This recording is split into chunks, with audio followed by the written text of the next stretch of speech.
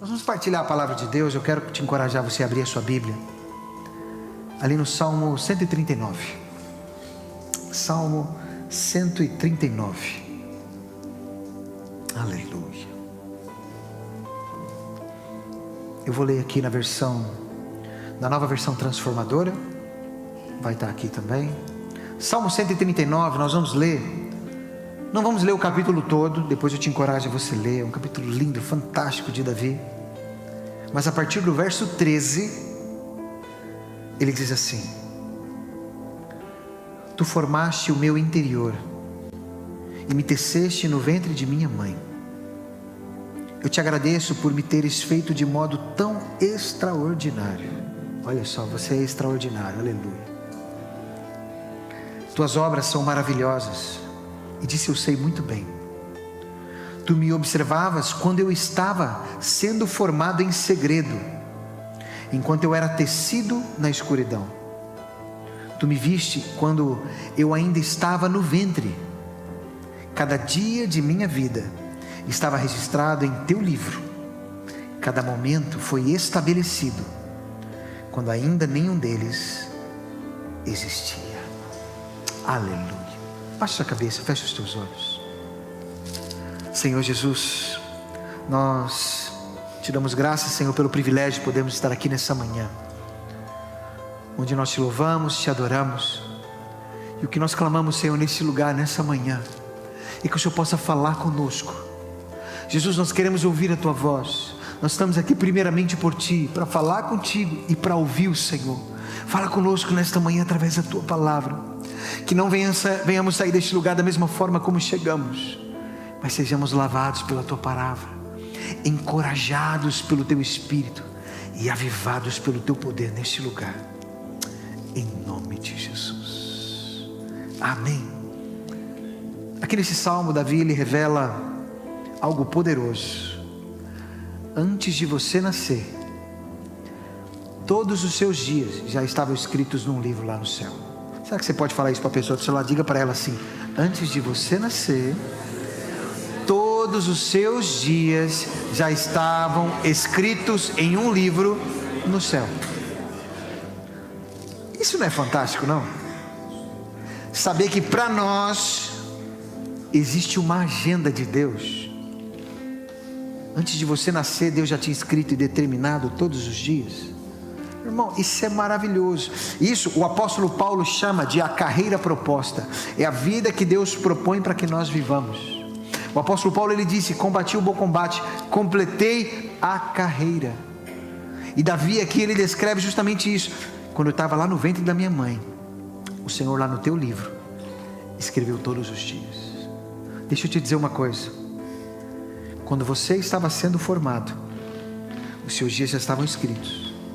E para que você possa viver esses dias que estavam escritos, Deus colocou em você habilidades, capacidades para que você possa viver isso. Por que eu falo isso? O tema hoje, a nossa palavra é o sentido da vida. Por que o sentido da vida? Porque você não está aqui por acaso. Você não é simplesmente o resultado de um dia que o seu pai e sua mãe resolveram ter relação e veio. Eu costumo dizer, né? A minha irmã mais velha foi planejada. Eu não fui planejado. E depois a segunda já foi planejada. Eu falo assim: eu não fui nem planejado pelo meu pai nem pela minha mãe, mas eu fui planejado por Deus. Deus falou: eu preciso que o Danilo nasça numa família assim, assim, assado, com o pai assim, com a mãe assim, porque ele vai ficar assim, e eu preciso dele assim, para ele cumprir o propósito que eu já escrevi. Você entende isso? Por isso, nada é por acaso. Fala para a pessoa que está do lado: nada é por acaso na sua vida. Nada, irmão, nada é por acaso. Se você está aqui hoje, pode ter certeza, irmão, não é por acaso. Já estava escrito que um dia, hoje é dia 16 de novembro, dia 16 de novembro, fulano estaria lá na Ibabe do Porto, ouvindo essa mensagem. Porque todos os nossos dias já foram escritos e determinados, e significa que nós temos um propósito de Deus para viver. E o ser humano aí fora, e não falo só apenas do ser humano aí fora, infelizmente muitos cristãos, apesar de muitas vezes terem ouvido falar de Cristo, ouvido a mensagem de Cristo, continuam vivendo sem um propósito, sem um sentido da vida. Jesus, lá em Mateus capítulo 7, verso 21, ele diz assim, que naquele dia muitos me dirão: Senhor, Senhor, fizemos isso. Mas Jesus, ele diz: só vai entrar no reino do céu aquele que fizer a vontade de meu Pai. Então Jesus, ele deixa muito claro que o critério para entrar no reino dos céus é fazer a vontade do Pai. Agora eu vou te fazer uma pergunta, e ela é retórica: você sabe qual é a vontade de Deus para a sua vida? Porque se esse é um critério tão importante para se entrar no reino dos céus, isso é uma resposta que é muito importante que a gente saiba. Em você saber: eu estou fazendo exatamente aquilo que Deus quer que eu faça, eu estou no lugar exato onde Deus quer que eu esteja, eu estou cumprindo a agenda de Deus, eu estou vivendo os dias que o Senhor escreveu para mim naquele livro. Quantos estão entendendo? Porque esse é o que Jesus falou, é um critério para se entrar no reino dos céus: fazer a vontade de Deus. Isso fala de quê, irmão? De ter sentido para a vida. E eu faço essa pergunta porque a minha oração é que você possa saber a resposta, de você dizer: eu estou exatamente no lugar onde eu tenho que estar, eu estou fazendo exatamente as coisas que eu tenho que fazer, eu estou vivendo a vontade de Deus. Aí você fala: mas é possível um filho de Deus, um homem de Deus, viver fora da vontade de Deus? Pergunta para Jonas. Às vezes a pessoa está vivendo uma vida de tempestade, simplesmente porque Deus mandou ir para um lado, ele está indo para o outro. Aí ele, não apenas a vida dele fica um inferno, como ele ainda faz a vida dos outros ficar um inferno, porque ele não está vivendo a vontade de Deus. Por que a vida dele fica complicada? Porque deixa eu te dizer, você só vai sentir plena satisfação quando você viver e fazer exatamente aquilo para o qual você foi criado. Eu quero te dar um exemplo. Imagina você pegar um instrumento, uma guitarra, essa guitarra nova do Paulo aqui que ele comprou, uma semiacústica linda, maravilhosa. Ele chegou assim e mostrou para mim: olha só. Eu falei: poxa, obrigado, né? Não precisava. Mas imagine que eu pegue essa guitarra, que eu nem sei quanto que o Paulo pagou. 2.000. Eu conheço essa marca, não foi 2.000. Mas imagine que eu pegue essa guitarra e coloque aquela aqui em cima, joga uma toalha em cima, pega um prato de comida, um copo de sumo e coloca aqui. Vai dar? Até vai dar, porque a parte de trás ali é meio reta. Vai dar para apoiar o prato, vai dar para pôr. Mas ela foi criada para isso? Se a guitarra tivesse sentimento, ela poderia pensar: olha, eu estou até fazendo isso, e nem é errado isso que eu estou fazendo, mas eu sinto que eu poderia fazer mais. Eu sinto que eu fui criado para fazer coisas lindas, mas eu estou fazendo isso. Isso é que acontece com um cristão fora da vontade de Deus. Quantos estão entendendo? Mas existe algo escrito. Eu falo todos os dias, nós temos que acordar de manhã e falar: Senhor, o que está escrito para eu fazer hoje? O que tem na minha agenda hoje, Deus? Para que eu possa viver aquilo que está escrito no seu livro. E por causa disso, por causa de muitas pessoas não viverem, não saberem qual é o propósito de Deus, elas ficam buscando sentido para a vida. E quando nós estamos no centro da vontade de Deus, nós encontramos 3 coisas. Eu quero falar dessas 3 coisas. A primeira coisa que nós encontramos, que na verdade é das coisas que, se você olhar aí fora, as pessoas mais procuram, sabe o que é a primeira? Paz. As pessoas aí fora estão em busca de paz. Você vai conversar com uma pessoa: olha, o importante é estar tudo em paz. Sim ou não? As pessoas querem estar em paz. Muitas pessoas, elas buscam paz na bebida. Por que tem muita gente que depois sai do trabalho e vai para o lugar beber? Porque o infeliz não quer nem voltar para casa, porque às vezes na casa dele é um clima de inferno. Ele não quer ver a mulher, não quer ver os filhos, não quer ver os problemas. Ele vai e bebe porque ele quer ter paz. Ele busca paz no álcool. Tem pessoas que buscam paz nas drogas, porque aquele negócio dá uma anestesia no cérebro, ele não sente mais nada. Alguém já usou droga aqui? Pode falar, não precisa ter vergonha não, já foi passado. Você sente aquele negócio, aquele alívio. As pessoas, ela quer, mas por que isso? A questão é a droga em si? Não, é a sensação de paz. Ele está em busca de um momento de paz. Eles até sabem inconscientemente.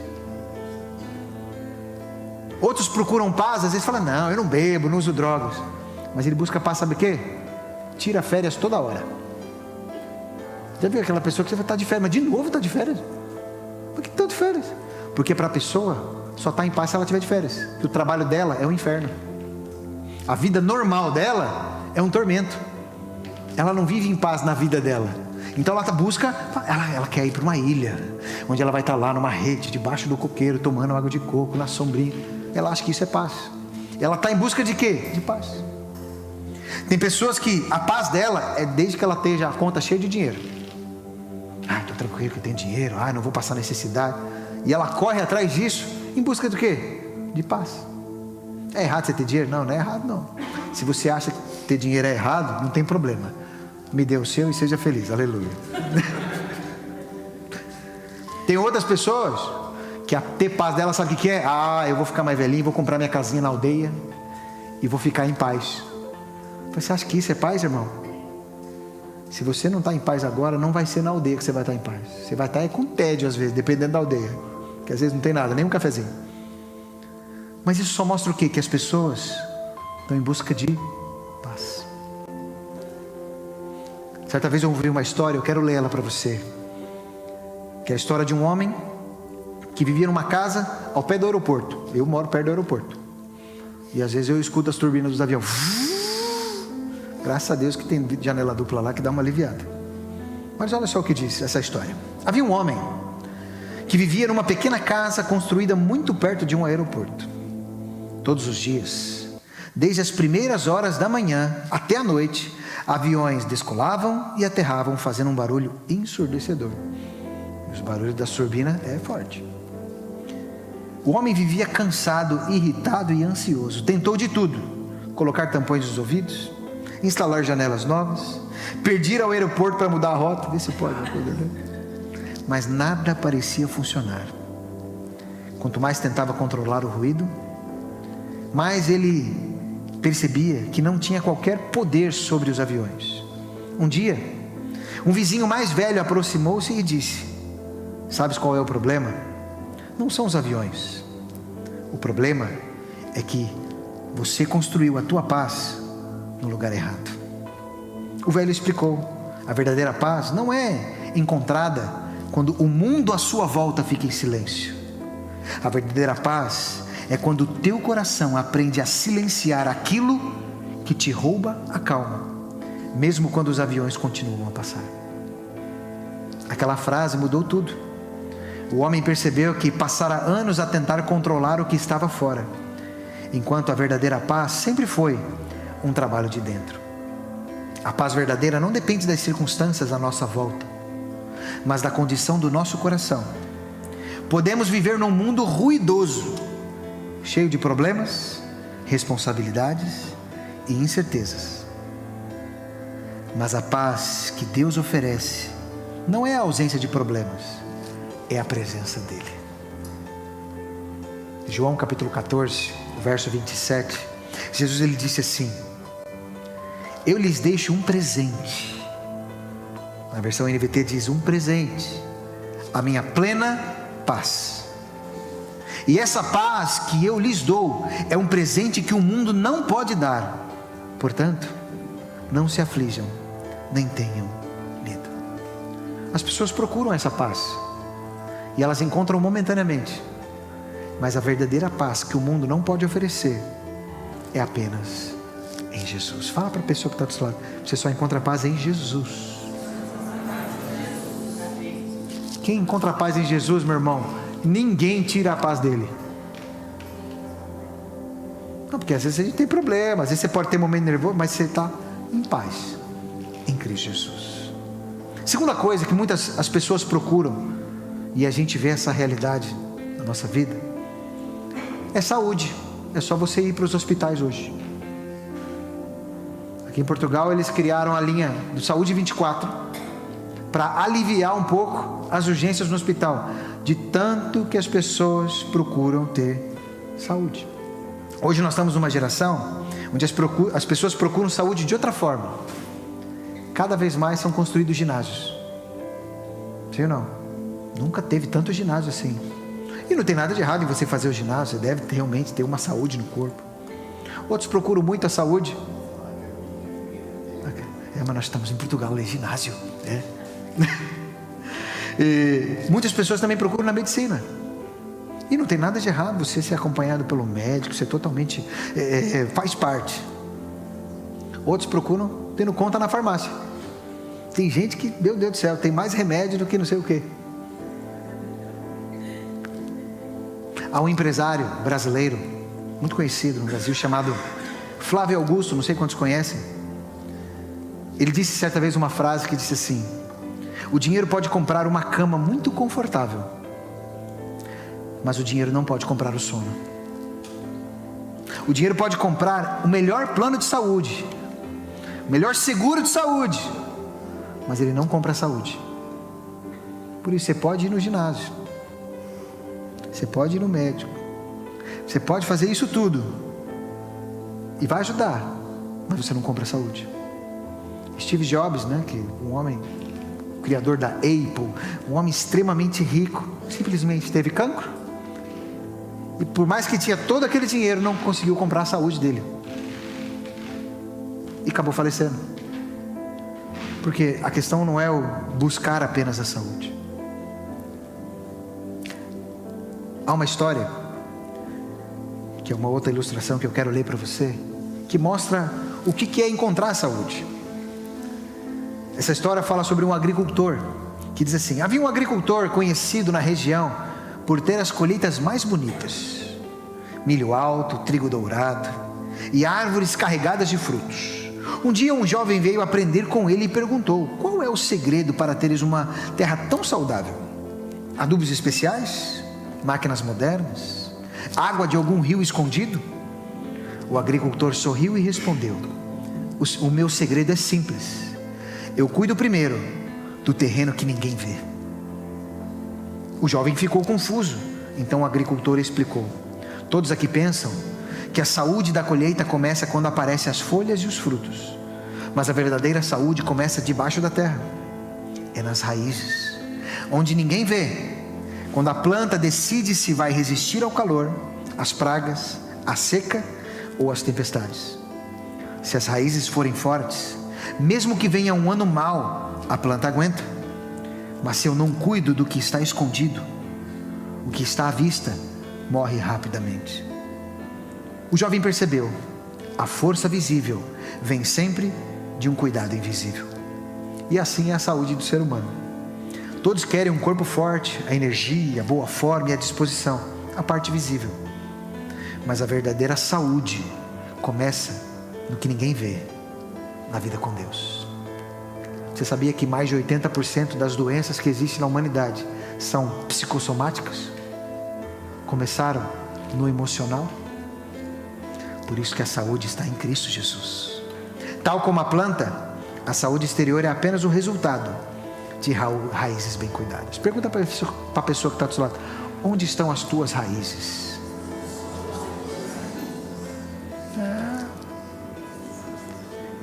Porque às vezes a pessoa fica doente e a primeira coisa que a pessoa faz é o quê? Tomar um remédio, vou ao médico.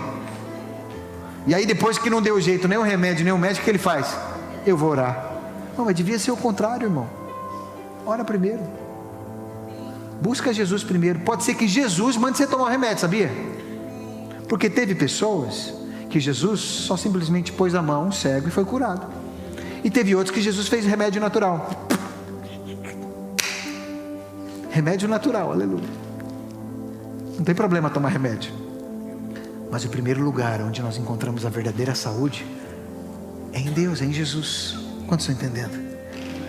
Isso é tão verdade que eu queria que você acompanhasse comigo na sua Bíblia. Isaías capítulo 53.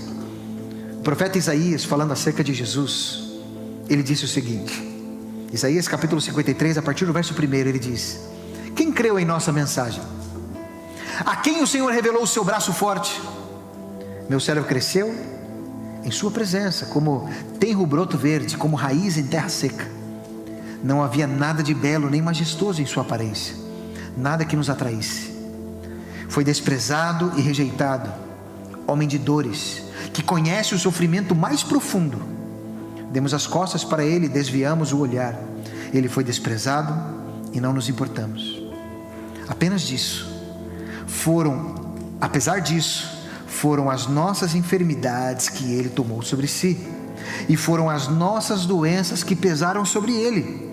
Pensamos que seu sofrimento era castigo de Deus, castigo por sua culpa, mas ele foi ferido por causa de nossa rebeldia e esmagado por causa de nossos pecados.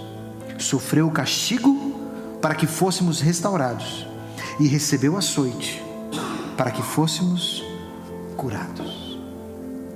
Meu irmão, Jesus, tudo aquilo que o Senhor Jesus passou ali naquela cruz, cada açoite que Jesus levou, era para que nós pudéssemos ser curados. Por isso as pessoas que ficam aí fora buscando saúde, se elas encontrarem Jesus, elas vão encontrar saúde em Cristo Jesus, porque a raiz dela vai estar no lugar certo. Quantos estão entendendo? Aleluia. Por isso a primeira coisa que as pessoas procuram é paz. A segunda coisa que as pessoas procuram é saúde. E a terceira coisa que as pessoas procuram, e eu posso dizer que, que elas mais procuram, é o sentido para a vida. Vou ler uma outra história para você. Hoje eu estou com muita história, aleluia. Olha só o que diz essa história, que explica o que é o sentido para a vida. Um jovem encontrou um relógio antigo na casa do avô. Era belíssimo, feito de madeira rara, com detalhes de ouro e vidro fino. Mas havia um problema: não tinha ponteiros. Mesmo assim, o jovem colocou o relógio numa prateleira da sala para enfeitar. Os visitantes sempre elogiavam a beleza do relógio, mas ninguém conseguia saber para que servia, porque faltava justamente o que lhe dava propósito: as mãos que apontam a direção do tempo. Com o tempo, o jovem começou a sentir que aquele relógio era um símbolo da sua própria vida. Sou bonito por fora, tenho vários talentos, conquistas e relações, mas para onde estou a apontar? Qual é o propósito que me guia? Um dia, ele encontrou uma pequena caixa escondida no fundo da gaveta do avô. Lá dentro estavam os ponteiros originais do relógio. Havia também uma nota escrita à mão: um relógio sem ponteiros é como uma vida sem Deus. Pode até ser admirada, mas não tem direção. O jovem levou o relógio a um artesão, que restaurou o mecanismo e recolocou os ponteiros. E quando o relógio voltou a funcionar, marcando cada segundo com precisão e propósito, o jovem finalmente entendeu: o sentido da vida não vem da beleza, da experiência ou da admiração alheia. O sentido da vida vem de quem nos criou, aquele que nos dá direção, ritmo e destino. Eita, aleluia! Isso é maravilhoso. Saber que quem nos dá direção e propósito de vida é simplesmente aquele que nos criou. Sabe que quando você foi criado, como nós lemos no início, todos os nossos dias foram escritos e determinados. Sabe o que é isso, irmão? Manual de instruções. Sabe que homem tem uma mania, mulher não tem essa mania, mas homem tem. Não são todos, tem as exceções. Eu sou desses que compra um negócio e não lê o manual, e já fala: não, eu sei como é que é, e aí nunca desfruta 100% daquilo que é para desfrutar, porque não leu o infeliz do manual. Vou perguntar: quantos aqui já leram o manual de instruções do seu carro? Aí, ó, tá vendo? Aí você não sabe onde é que fica os fusíveis, você não sabe nem o que seu carro tem, aquele negocinho que sai para fora para jogar água no seu farol. Tem gente que tem isso no carro e nem sabe. Por quê? Olha lá, tem gente que sabe que não está o farol de nevoeiro. Por quê? Porque não leu o manual. Nós temos um manual, irmão, daquele que nos criou e nos desenhou para um propósito, que nós simplesmente precisamos ler para que possamos saber o propósito para o qual nós estamos aqui. É nele que nós encontramos essa direção, o propósito e a finalidade para a nossa vida. Abra sua Bíblia ali em Eclesiastes, no capítulo 12. Eclesiastes capítulo 12, se você pegar aqui o livro de Eclesiastes, que foi escrito pelo sábio, né? Muito provável Salomão, um dos homens mais sábios que viveu nessa terra, ele escreveu muitas coisas em Eclesiastes, e no último capítulo ele chega a uma conclusão. Imagina o que é o homem mais sábio da terra, analisar tudo. Ele fala que ele analisou muita coisa debaixo do sol, e ele chega numa conclusão. Olha só o que ele diz, Eclesiastes capítulo 12, o verso 3, ele diz assim: aqui termina o meu relato, esta é minha conclusão: tema a Deus e obedeça os seus mandamentos, pois esse é o dever de todos. Ele chega numa simples conclusão, que para nós às vezes até parece óbvia, mas que para a maioria não é vivida. Tema a Deus e obedeça os seus mandamentos. Tema a Deus e faça aquilo que Jesus disse para fazer.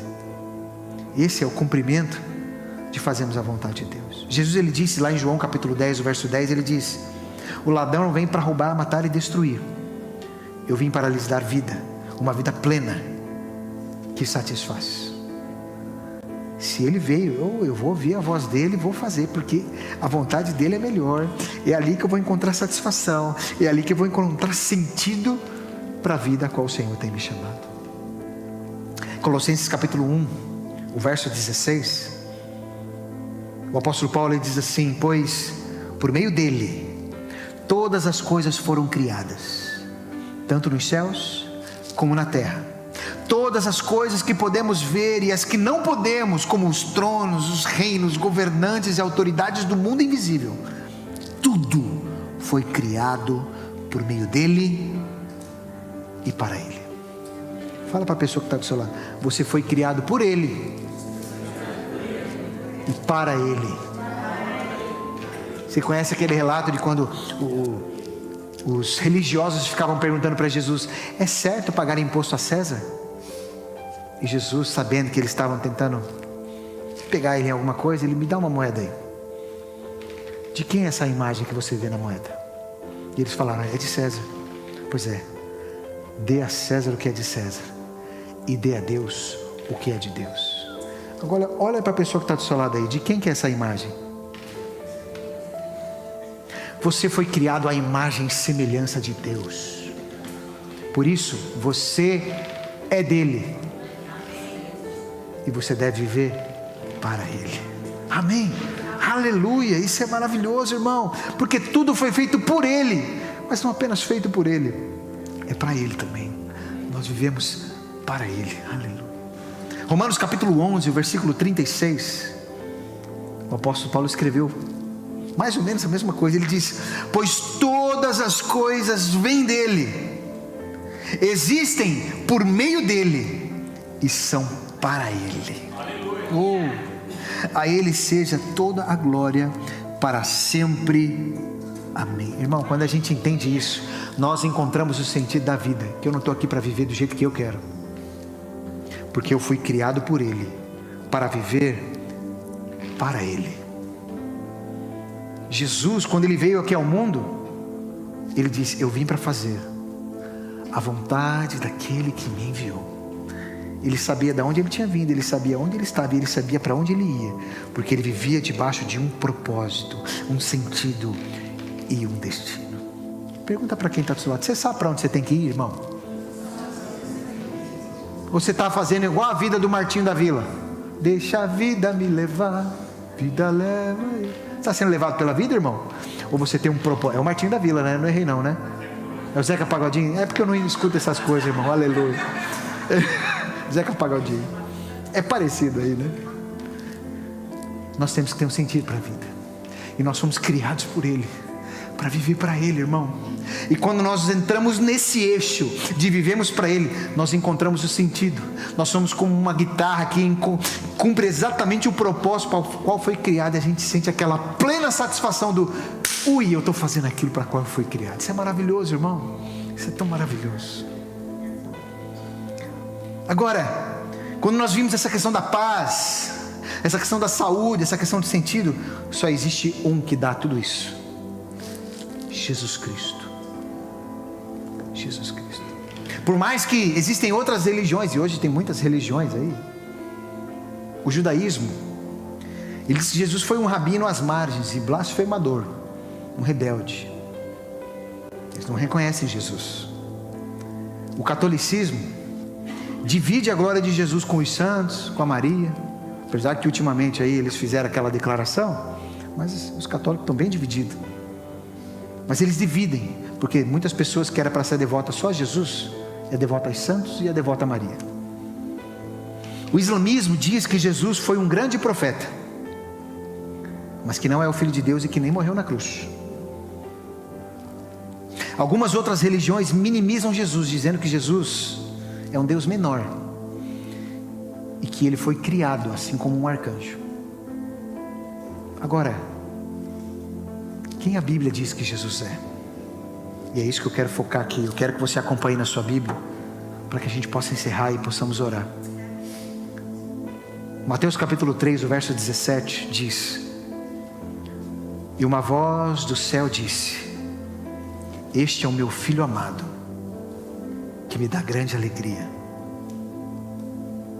Mateus 16 diz assim: Simão Pedro respondeu: tu és o Cristo, o Filho do Deus vivo. A primeira coisa que Jesus é, e a palavra de Deus diz que ele é o Filho de Deus, o único Filho de Deus. Mas ele não é apenas o Filho de Deus. A palavra de Deus diz que Jesus, ele é Deus, e não é um Deus menor. Ele é co-igual ao Deus Pai. João capítulo 1 verso 1 diz: no princípio, aquele que é a palavra já existia. A palavra estava com Deus, e a palavra era Deus. João 14:9 diz: Jesus respondeu: faz tanto tempo que estou com vocês, Filipe, e você não me conhece? Quem me vê, vê o Pai. Como me pede para mostrar o Pai? Colossenses 2:9, o apóstolo Paulo disse: pois em Cristo habita em corpo humano toda a plenitude de Deus. Jesus, ele não é um ser menor, ele é o Filho de Deus, e ele é o Deus encarnado, o próprio Deus. A palavra de Deus diz que ele é o Cristo, o Messias, aquele que havia de vir. João 1:41 diz: o primeiro que fez foi procurar seu irmão Simão e lhe disse: encontramos o Messias, que quer dizer Cristo. Lucas 2:11 diz assim, quando os anjos apareceram, diz assim: hoje em Belém, a cidade de Davi, nasceu o Salvador, que é Cristo o Senhor. Jesus é Filho de Deus, Jesus é o próprio Deus, Jesus é o Cristo. A palavra diz também que ele é o Salvador. Lucas 19:10 diz: pois o Filho do Homem veio salvar e buscar os perdidos. Atos capítulo 4 verso 12 diz: não há salvação em nenhum outro, pois não há nenhum outro nome debaixo do céu dado às pessoas por meio do qual devamos ser salvos. Somente Jesus, ele é o Salvador. Ele também é Senhor. Filipenses 2:11 diz: e declarem abertamente: Jesus Cristo é Senhor, para a glória de Deus o Pai. João 13:13, Jesus disse: vocês me chamam de mestre e Senhor, e tem razão, pois eu sou. Jesus também é o Senhor. Jesus, ele é o Cordeiro de Deus.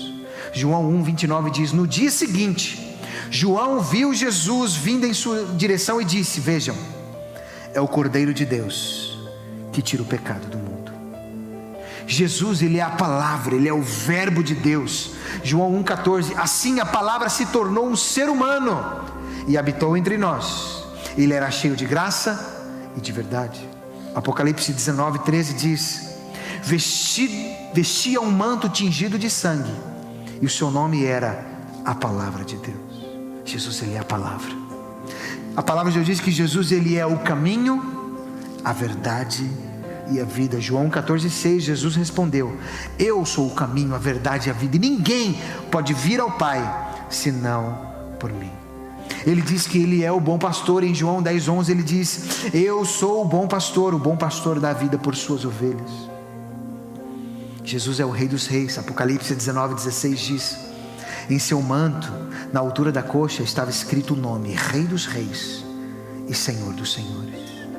Jesus, Ele é o Alfa e o Ômega. Apocalipse 22:13 diz: eu sou o Alfa e o Ômega, o primeiro e o último, o princípio e o fim. Jesus é a luz do mundo. João 8:12 que diz: Jesus voltou a falar ao povo e disse: eu sou a luz do mundo. Quem me segue não andará no escuro, mas terá a luz da vida. A paz, a saúde, o sentido da vida, nós somente encontramos em Cristo Jesus, a qual nos criou, e nos criou não apenas para vivermos aqui, mas para vivermos por Ele e para Ele. Cristo Jesus, o nosso Senhor. Eu queria que você ficasse de pé no seu lugar nessa hora.